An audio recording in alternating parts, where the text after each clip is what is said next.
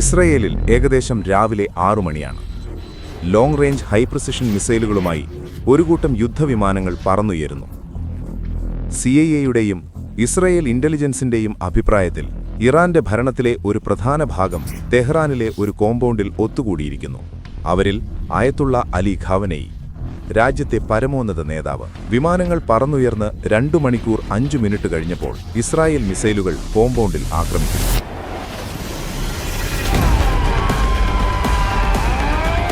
ഇങ്ങനെയാണ് ഇസ്രായേലിന്റെയും US-ന്റെയും ആക്രമണങ്ങൾ ഇറാനിൽ അരങ്ങേറിയത്. രാജ്യത്തെ നേതാവ് എങ്ങനെ കൊല്ലപ്പെട്ടു, അതിനുശേഷം എന്ത് സംഭവിച്ചു എന്ന്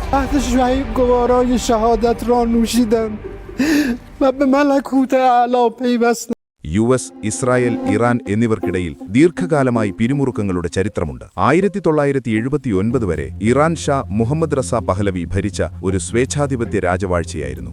US അദ്ദേഹത്തെ പിന്തുണച്ചിരുന്നു. ഇറാനിയൻ വിപ്ലവത്തിൽ അദ്ദേഹത്തിന്റെ ഭരണകൂടം അട്ടിമറിക്കപ്പെട്ടപ്പോൾ അയത്തുള്ള റുഹല്ല ഖൊമേനി രാജ്യത്തിന്റെ നിയന്ത്രണം ഏറ്റെടുത്തു. ഇസ്ലാമിക് റിപ്പബ്ലിക് സ്ഥാപിച്ചു. അദ്ദേഹം ഇറാനെ ഇസ്ലാമിക നിയമപ്രകാരം ഭരിക്കുന്ന രാജ്യമാക്കി മാറ്റാൻ ദൃഢനിശ്ചയം ചെയ്തു. ഖൊമേനി മുൻ ഷായുടെ പാശ്ചാത്യ അനുകൂല നിലപാട് ഉപേക്ഷിച്ചു. US-ഉം അതിന്റെ അടുത്ത സഖ്യകക്ഷിയായ ഇസ്രായേലും ശബദശത്രുക്കളായി പ്രഖ്യാപിക്കപ്പെട്ടു. പ്രത്യേകിച്ച് ഇസ്രായേലിന്റെ എതിർപ്പ് ഒരു തന്ത്രാത്മകവും പ്രത്യയശാസ്ത്രപരവുമായ ലക്ഷ്യമായി മാറി. 1989-ൽ റുഹല്ല ഖൊമേനി മരിച്ചു. അദ്ദേഹത്തിന്റെ പിൻഗാമിയായി അലി ഖാമനേയി എത്തി. വേഗത്തിൽ പദവികളിൽ ഉയർന്ന ഒരു മതപണ്ഡിതൻ രാജ്യത്തെ മതപരമായ നേതൃത്വത്തിലെ പ്രധാന വ്യക്തിയായി മാറി. കാലക്രമേണ ഇറാൻ, ഇസ്രായേൽ, US എന്നിവർ ആവർത്തിച്ച സംഘർഷങ്ങളിൽ ഏർപ്പെട്ടു. ഇറാനിൽ അവരോധങ്ങൾ ഏർപ്പെടുത്തി. ഇറാൻ പ്രദേശത്തെ ഇസ്രയേൽ വിരുദ്ധ മിലീഷ്യകളുടെ പ്രധാന ധനസഹായകനായി മാറി. 2002-ൽ ഇറാൻ 2 രഹസ്യ സ്ഥലങ്ങളിൽ യുറേനിയം സമ്പുഷ്ടീകരിക്കുന്നതായി കണ്ടെത്തി. സമ്പുഷ്ടീകരിച്ച യുറേനിയം ന്യൂക്ലിയർ റിയാക്ടറുകൾക്കോ ആണവായുധങ്ങൾക്കോ ഉപയോഗിക്കാം. US-നും അതിന്റെ സഖ്യകക്ഷികൾക്കും കുറച്ചുകാലമായി ഉണ്ടായിരുന്ന ഭയം. ആണവായുധങ്ങൾ നിർമ്മിക്കുന്നുവെന്ന ആരോപണം ഇറാൻ ആവർത്തിച്ചു നിഷേധിച്ചു. US-ഉം ഇസ്രയേലും ആണവ പദ്ധതി തടയാൻ നിരവധി ശ്രമങ്ങൾ നടത്തി. സൈബർ ആക്രമണങ്ങളിലൂടെ, പ്രധാന ശാസ്ത്രജ്ഞരെ വധിക്കുന്നതിലൂടെ, പ്രത്യേകിച്ച് US-ന്റെ കാര്യത്തിൽ നയതന്ത്രത്തിലൂടെ. 2015-ൽ ഒബാമ ഭരണകൂടവും ഇറാൻ ഭരണകൂടവും ഒരു ആണവ കരാറിൽ ഒപ്പുവെച്ചു.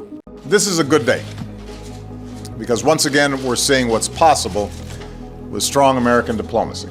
Under the nuclear deal that we, our allies and partners, reached with Iran last year, Iran will not get its hands on a nuclear bomb. എന്നിരുന്നാലും 2018-ൽ പ്രസിഡന്റ് ട്രംപ് കരാറിൽ നിന്ന് പിന്മാറി. The fact is, this was a horrible one-sided deal that should have never, ever been made. അതിനുശേഷം ബന്ധങ്ങൾ വഷളായി.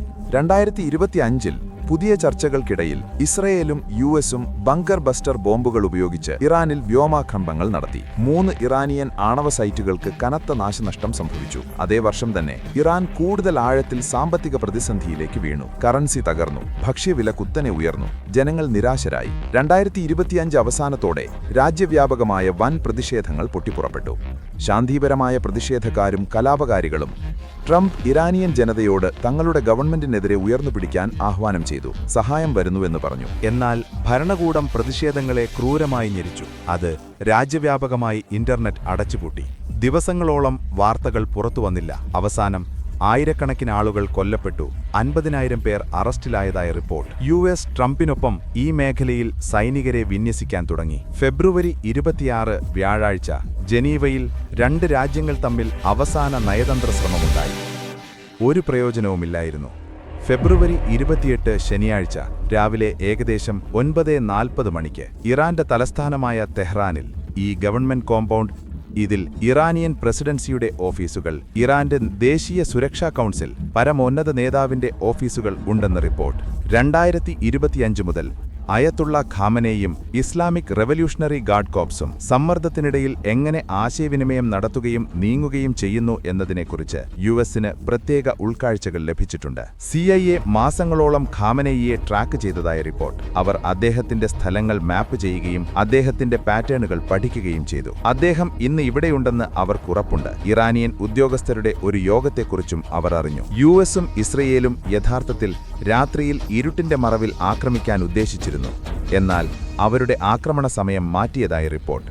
ഈ അവസരം നഷ്ടപ്പെടുത്താൻ വളരെ നല്ലതായിരുന്നു. പെട്ടെന്ന് ഇസ്രയേൽ മിസൈലുകൾ കെട്ടിടങ്ങളിൽ പതിക്കുന്നു. ആഘാത സമയത്ത് നിരവധി ദേശീയ സുരക്ഷാ ഉദ്യോഗസ്ഥർ അവയിലൊന്നിലും പരമോന്നത നേതാവ് ഖാമനേയി മറ്റൊന്നിലുമുണ്ടായിരുന്നു. അതിനുശേഷം ഉപഗ്രഹ ചിത്രങ്ങൾ കെട്ടിടങ്ങൾക്ക് കനത്ത നാശനഷ്ടം കാണിക്കുന്നു. കറുത്ത പുക ഉയരുന്നു. ജിയോകോൺ സ്ഥിരീകരിച്ച ഇവിടെ റെക്കോർഡ് ചെയ്ത ദൃശ്യങ്ങളും കോമ്പൗണ്ടിന്റെ പ്രദേശത്ത് വൻതോതിൽ പുക ഉയരുന്നത് കാണിക്കുന്നു. അലി ഹുസൈനി ഖാമനേയി ആക്രമണത്തിൽ കൊല്ലപ്പെട്ടു. കൂടാതെ കൊല്ലപ്പെട്ടവർ ഇറാന്റെ സായുധഘടനയുടെ chief of staff Sayyid Abdul Rahim Mousavi, ദേശീയ പ്രതിരോധ കൗൺസിൽ തലവൻ അലി ഷംഖാനി, IRGCയുടെ കമാൻഡറും ചീഫുമായ മുഹമ്മദ് പഗപ്പൂർ, പ്രതിരോധ മന്ത്രി അസീസ് നസർസാദെ.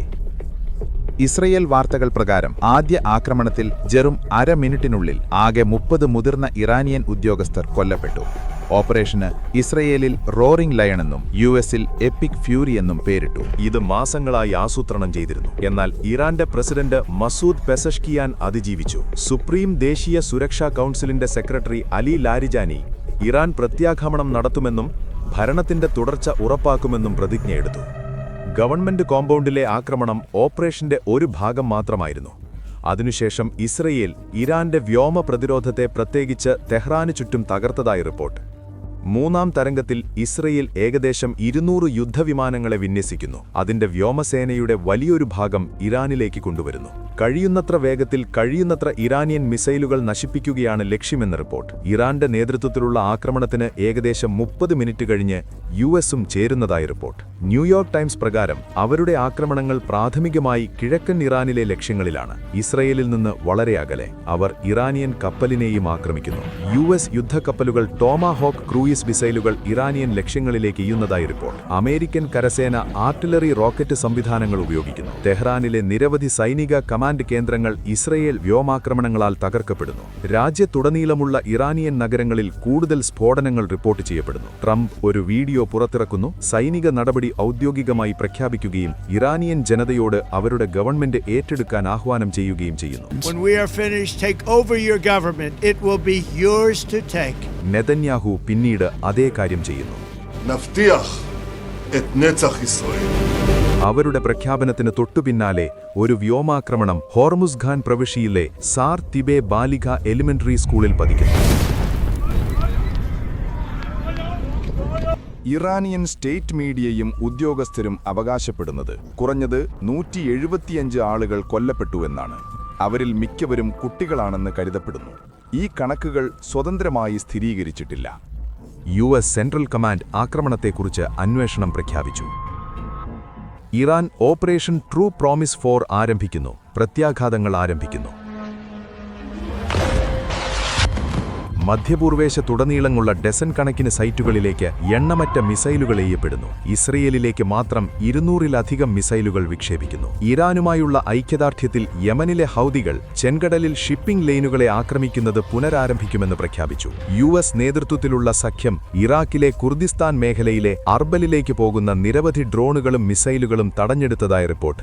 US സൈനികൾ വിന്യസിക്കപ്പെട്ട അർബൽ അന്താരാഷ്ട്ര വിമാനത്താവളത്തിനടുത്ത് സ്ഫോടനങ്ങളുണ്ടായതായി പിന്നീട് നിരവധി വാർത്താമാധ്യമങ്ങൾ റിപ്പോർട്ട് ചെയ്യുന്നു. ആ ഉച്ചയ്ക്ക് ദുബായ് അന്താരാഷ്ട്ര വിമാനത്താവളം ഒരു ഇറാനിയൻ ഡ്രോണിന്റെ ആക്രമണത്തിന് ഇരയാകുന്നു. ടെർമിനൽ 3-ൽ ആക്രമിക്കുകയും UAE വ്യോമാതിർത്തി ഫലപ്രദമായി അടച്ചുപൂട്ടുകയും ചെയ്യുന്നു. ബുർജൽ അറബ്, ഫെയർമോണ്ട് ദ പാം പോലുള്ള നിരവധി ആഡംബര ഹോട്ടലുകൾ തീപിടിക്കുന്നു. ഇതൊരു നേരിട്ടുള്ള ആക്രമണത്തിന്റെ ഫലമാണോ അതോ തടസ്സപ്പെടുത്തിയ മിസൈലുകളിൽ നിന്നുള്ള അവശിഷ്ടങ്ങൾ മൂലമാണോ തീപിടിച്ചതെന്ന് വ്യക്തമല്ല. എന്നാൽ ഇറാൻ ലക്ഷ്യമിടുന്ന ഒരേയൊരു രാജ്യം UAE മാത്രമല്ല. ബഹ്റൈനിൽ മിസൈൽ ഡ്രോൺ ആക്രമണങ്ങൾ US നേവി 5th ഫ്ലീറ്റ് ആസ്ഥാനത്ത് പതിക്കുന്നു. ഇറാനിയൻ ഷാഹേദ് ഡ്രോൺ ഫെസിലിറ്റിയിൽ നിന്ന് ഏകദേശം 20 മിനിറ്റ് അകലെയുള്ള ഒരു ടവർ ബ്ലോക്കിൽ ആക്രമിക്കുന്നത് ദൃശ്യങ്ങൾ കാണിക്കുന്നു. ഖത്തറിൽ ആഭ്യന്തര മന്ത്രാലയം റിപ്പോർട്ട് ചെയ്യുന്നത് 66 ബാലിസ്റ്റിക് മിസൈലുകൾ രാജ്യത്തേക്ക് എയ്യപ്പെട്ടു എന്നാണ്. അവശിഷ്ടങ്ങൾ കുറഞ്ഞത് 8 പേർക്ക് പരിക്കേൽപ്പിച്ചതായി റിപ്പോർട്ട്. സൗദി അറേബ്യയിൽ പ്രിൻസ് സുൽത്താൻ എയർബേസ് ബാലിസ്റ്റിക് മിസൈലുകൾ ലക്ഷ്യമിടുന്നു. അവ വിജയകരമായി തടസ്സപ്പെടുത്തിയതായി റിപ്പോർട്ട്. ജോർദാനിൽ സൈന്യം റിപ്പോർട്ട് ചെയ്യുന്നത് 49 ഡ്രോണുകളും ബാലിസ്റ്റിക് മിസൈലുകളും തങ്ങൾ തടസ്സപ്പെടുത്തി വീഴ്ത്തിയെന്നാണ്. അവ രാജ്യത്തുടനീളമുള്ള പ്രധാന US സൈനിക താവളങ്ങളിലേക്ക് പോകുന്നുണ്ടായിരുന്നു. കുവൈറ്റിൽ ഇറാനിയൻ ഡ്രോണുകൾ കുവൈത്ത് അന്താരാഷ്ട്ര വിമാനത്താവളത്തിന്റെ 2 യാത്രിക ടെർമിനലുകളിൽ ആക്രമിക്കുന്നു. സിറിയയിൽ ഒരു ഇറാനിയൻ മിസൈലിൽ നിന്നുള്ള അവശിഷ്ടങ്ങൾ കുറഞ്ഞത് 4 സാധാരണക്കാരെ കൊല്ലുകയും നിരവധി പേർക്ക് പരിക്കേൽപ്പിക്കുകയും ചെയ്യുന്നു. ഖത്തറും സൗദി അറേബ്യയും പ്രതികരിക്കാനുള്ള അവകാശം തങ്ങൾക്ക് നിലനിർത്തുന്നതായി പ്രഖ്യാപിച്ചു. അറബ് ലീഗ് ഇറാന്റെ ആക്രമണങ്ങളെ അപലപിക്കുന്നു. ഇറാന്റെ വ്യാപകമായ ആക്രമണങ്ങളെ തുടർന്ന് നാറ്റോ സീനിയർ കമാൻഡുകൾ യൂറോപ്പിലെ അവരുടെ മിസൈൽ പ്രതിരോധ സംവിധാനവും തുർക്കിയിലെ അവരുടെ മുൻകരുതൽ റഡാറും അലേർട്ടിലാണെന്ന് പറഞ്ഞു. യൂറോപ്പിലും വടക്കേ അമേരിക്കയിലും ഇറാൻ സ്ലീപ്പർ സെല്ലുകളെ സക്രിയമാക്കാമെന്ന് ചില വിദഗ്ധർ മുന്നറിയിപ്പ് നൽകി. ഈ വീഡിയോയിൽ ഉൾപ്പെടുത്താൻ കഴിയാത്ത നിരവധി സംഭവങ്ങളും വിശദാംശങ്ങളുമുണ്ട്. ആക്രമണങ്ങൾ മുന്നോട്ടും പിന്നോട്ടും തുടരുന്നു. അതിനാൽ നമുക്കൊരൽപ്പം പിൻവാങ്ങി നോക്കാം. ആക്രമണങ്ങളിൽ യുഎസിന്റെ പങ്കാളിത്തം വിവാദമാണ്. ട്രംപ് ട്രൂത്ത് സോഷ്യലിൽ ഇങ്ങനെ പറഞ്ഞു: Our objective is to defend the American people by eliminating imminent threats from the Iranian regime. Its menacing activities directly endanger the United States, our troops, our bases overseas, and our allies throughout the world. ഇതൊരു അനിവാര്യതയുടെ യുദ്ധത്തിനുള്ള വാദമാണ്. കടലിനക്കരെ ഒരു ആക്രമണം ഉടലെടുക്കുകയായിരുന്നു. അതിനാൽ യുഎസിന് മുൻകൂട്ടി ആക്രമിക്കേണ്ടി വന്നു. എന്നാൽ ഇറാന്റെ പ്രവർത്തനങ്ങൾ എങ്ങനെ യുണൈറ്റഡ് സ്റ്റേറ്റ്സിനെ നേരിട്ട് അപകടത്തിലാക്കി എന്നത് വ്യക്തമല്ല. ഇറാൻ ആണവായുധം നേടുന്നതിൽ നിന്ന് വർഷങ്ങളോളം അകലെയായിരുന്നു. യുഎസിന്റെ സ്വന്തം ഇന്റലിജൻസ് പ്രകാരം രാജ്യത്തിന്റെ ബാലിസ്റ്റിക് മിസൈൽ ശേഖരം 3000 കിലോമീറ്ററിൽ കൂടുതൽ എത്തുന്നില്ലെന്ന് കണക്കാക്കപ്പെടുന്നു. അയൽ രാജ്യങ്ങൾക്ക് ഭീഷണി, എന്നാൽ യുഎസിനല്ല. ഇറാൻ അതുല്യമായി ദുർബലമായ അവസ്ഥയിലായതിനാൽ ഒരുതരം പ്രതിരോധ നടപടിയായി ആക്രമിക്കപ്പെട്ടിരിക്കാം. ഇതിനെ അനിവാര്യതയുടെ യുദ്ധമല്ല, തെരഞ്ഞെടുപ്പിന്റെ യുദ്ധമാക്കിയേക്കാം. These preventive wars are often condemned internationally, not only because they're optional, because if every nation went out to strike adversaries who they thought were temporarily weak, we would live in a world of constant war. ആക്രമണം US ഭരണഘടനയുടെ ലംഘനമാണോ എന്നതിനെക്കുറിച്ചും ചർച്ചകൾ നടക്കുന്നു. US കോൺഗ്രസിന്റെ അംഗീകാരമില്ലാതെ Trump യുദ്ധം ആരംഭിച്ചു. യുഎസിലും ലോകത്തിന്റെ ചില ഭാഗങ്ങളിലും പ്രതിഷേധങ്ങൾ പൊട്ടിപ്പുറപ്പെട്ടു. ഭാഗികമായി ഇറാനിയൻ ഭരണകൂടത്തിനെതിരെ, ഭാഗികമായി യുദ്ധത്തിൽ അമേരിക്കൻ ഇടപെടലിനെതിരെ. എണ്ണവില കുത്തനെ ഉയർന്നു. ഹോർമൂസ് കടലിടുക്ക് അടച്ചതിനാൽ വരാനിരിക്കുന്ന ആഗോള ഊർജ്ജ പ്രതിസന്ധിയെക്കുറിച്ച് വിദഗ്ധർ മുന്നറിയിപ്പ് നൽകുന്നു. ഇറാനിൽ ആളുകൾ അയത്തുള്ള ഖാമനയുടെ മരണം ആഘോഷിക്കുന്നു, മറ്റുള്ളവർ ദുഃഖിക്കുന്നു. ഈ സമയത്ത് അദ്ദേഹത്തിന്റെ പിൻഗാമി ആരാകുമെന്ന് വ്യക്തമല്ല. ഇപ്പോൾ ഭരണകൂടം ഒരു താൽക്കാലിക ഗവൺമെന്റ് രൂപീകരിച്ചു. അത് പ്രതികാരത്തിന് തയ്യാറായി തോന്നുന്നു. ഇസ്രായേൽ യുഎസ് താവളങ്ങളെ ആക്രമിക്കുന്നത് തുടരുന്നു.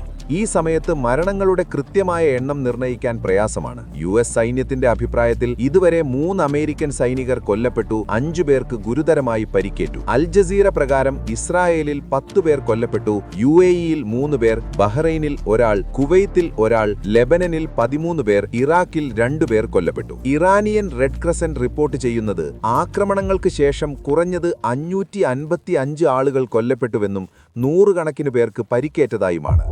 ടൈംസ് ഓഫ് ഇസ്രായേൽ പ്രകാരം ഈ കണക്കുകൾ സൈനികരും സാധാരണക്കാരും തമ്മിൽ വ്യത്യാസം കാണിക്കുന്നില്ല.